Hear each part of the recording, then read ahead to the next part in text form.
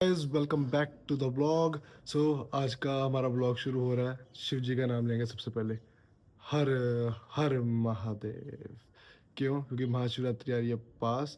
वैसे ज़रूरी नहीं जब शिवरात्रि पास है तो ही लो, वैसे ही हर टाइम जपते रहना चाहिए। जो काम कर रहे हो, कुछ कर रहे हो, ओम नमः शिवाय, ओम नमः शिवाय जाप करो। जिसको आप मानते हो, श्री राम, हरे कृष्णा, वाहेगुरु, नाम जपते रहो।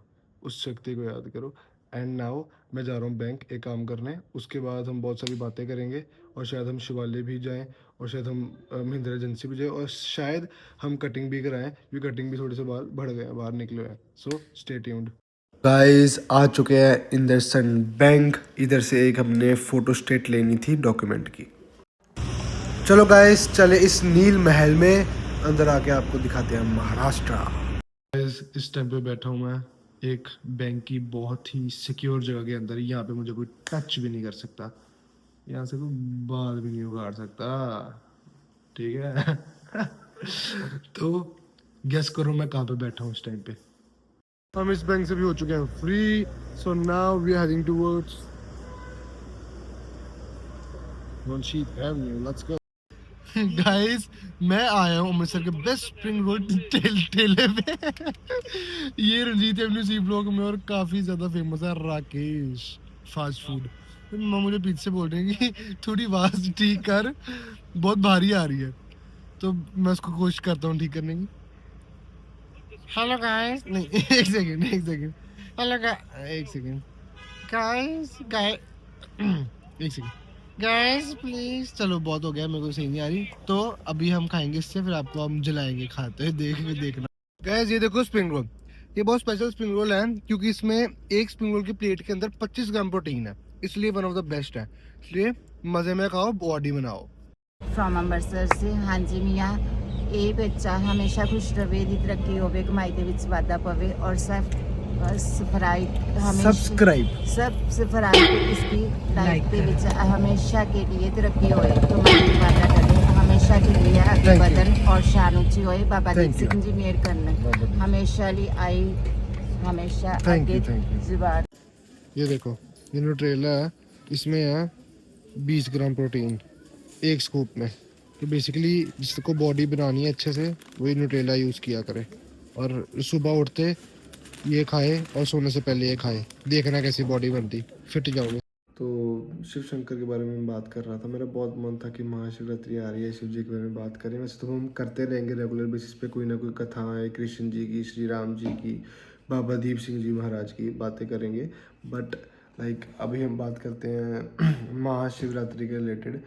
तो जैसे माता सती जी का आप सबको पता होगा कि जब वो ज्योति ज्योत समाई किस रीज़न से हुआ, और उनके फादर को दक्ष राजा जो था, उनको इतनी नफरत क्यों थी शिव जी के बारे में, ये भी एक अलग कथा है। और ये जो हुआ था, ये भी एक अलग कथा है, सॉरी। जो जिसमें शिव शंकर महाराज ने अपनी जटा खींच के धरती पे मारी थी, तो वीरभद्र पैदा हुए थे। सब दक्ष का राज्य साम्राज्य दक्ष का सर धर से अलग कर दिया था। और ये तो एक है। इसके बाद ना जब ये हुआ सब कुछ, विष्णु जी ने चक्र चलाया और उनका गुस्सा शांत करने के लिए माता सती के शरीर के टुकड़े हो गए और वो धरती पे गिरे। और धरती पे जो गिरे वो सब महाशक्ति पीठ बनी। तो चलो इसके बारे में हम प्रॉपर डिटेल में बात करेंगे। और इसके बाद ना जब ये सब चीज़ हुई, उसके बाद शिव शंकर महाराज चले गए थे डीप मेडिटेशन के अंदर। डीप मेडिटेशन, हज़ारों हज़ारों साल तक एक ही ध्यान में बैठे हैं, आंखें खोली हुई नहीं है उन्होंने एक बारी भी। वो तो जानी जान है, मन की आंखें तो खुली हैं उनकी।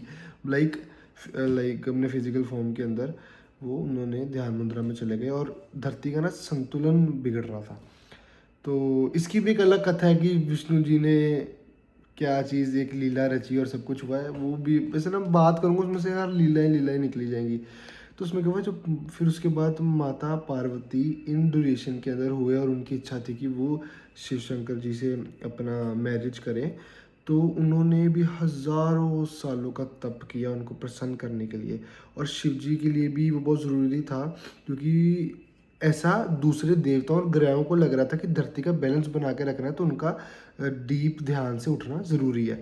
तो इसलिए माता पार्वती जी ने बहुत लीलाएँ होती हैं, सब बहुत तगड़ा कठोर तप किया। शिव जी उनसे खुश हुए, उनको वरदान बोला मांगने को, उन्होंने वरदान मांगा कि मेरे को आपके साथ रहना है। तो उसके बाद भी बहुत लीलाएं हुई, फिर वो माने। तो इसको कहते हैं महाशिवरात्रि।